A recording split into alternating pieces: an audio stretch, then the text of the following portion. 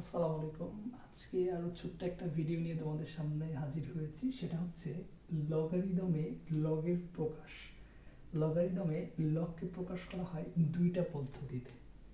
তো আমরা প্রথম যে পদ্ধতিটা এখানে দেখব সেটা হলো এক্স এর 10 ভিত্তিক লগ, যেটাকে আমরা প্রকাশ করি লগ এক্স দ্বারা। অর্থাৎ এইটা হলো তার প্রতীক। তাহলে এক্স এর 10 ভিত্তিক লগ যেটা আছে এটাকে বলা হয় সাধারণ লগ। এই পদ্ধতি যে আবিষ্কার করেছে তিনি হচ্ছে হেনরি ব্রিগস। অর্থাৎ লগের আর একটা প্রকাশ আছে যেটাকে আমরা বলতেছি এক্স এর ই ভিত্তিক লগ, যেটাকে আমরা বলি লগ এক্স। সেম ভাবে এইটা হচ্ছে প্রতীক, এখানে যে কোনো কিছু তুমি ব্যবহার করতে পারো। এইটাকে বলা হয় স্বাভাবিক লগ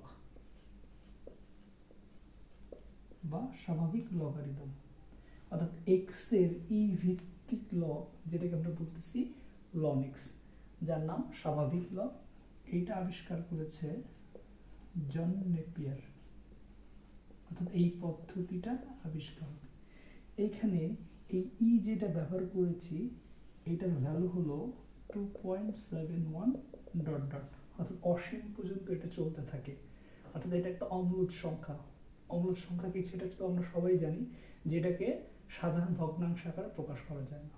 তার মানে তুমি বলতেছো যে 2 অর্থাৎ 2 এর চেয়ে বড়, 3 এর চেয়ে ছোট যে মানটা সেটা কার মাঝখানে আছে, কার মধ্যবর্তী মান, অর্থাৎ 2 এবং 3 এর মধ্যবর্তী মান কি ই। ই হলো যেটাকে বলতেছে স্বাভাবিক লগ। এটা আবিষ্কার কি করছে জন নেপিয়ার। তার মানে এই যে লগারিদমে লগের প্রকাশ এই দুইটা পদ্ধতিতে আমরা করে থাকি। আশা করি আমরা এরপর থেকে প্রকাশ নিয়ে আর কোনো দ্বিধাদ্বন্দ্বে ভুগব না। ধন্যবাদ।